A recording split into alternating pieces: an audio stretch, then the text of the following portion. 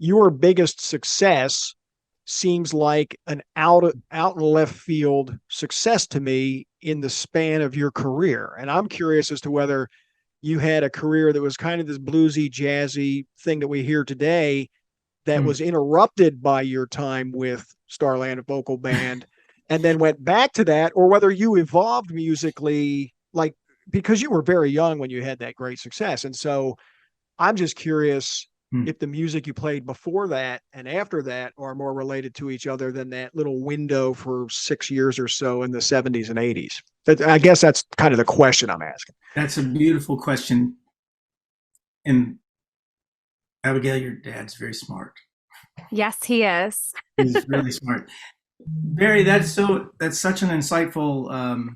It's also very refreshing for someone like me to hear, um, because the answer to that kind of comes to us as we get older anyway, and not necessarily in that the retrospect is in clearer focus.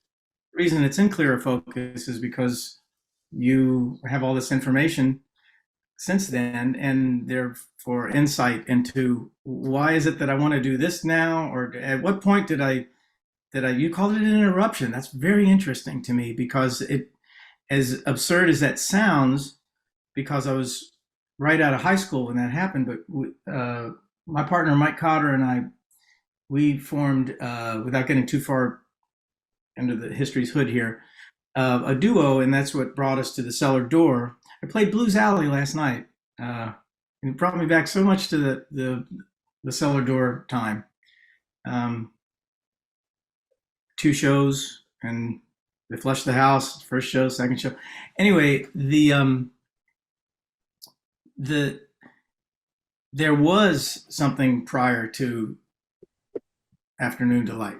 There was, and it was quite involved, and it was multifaceted, and I didn't know all those facets until later.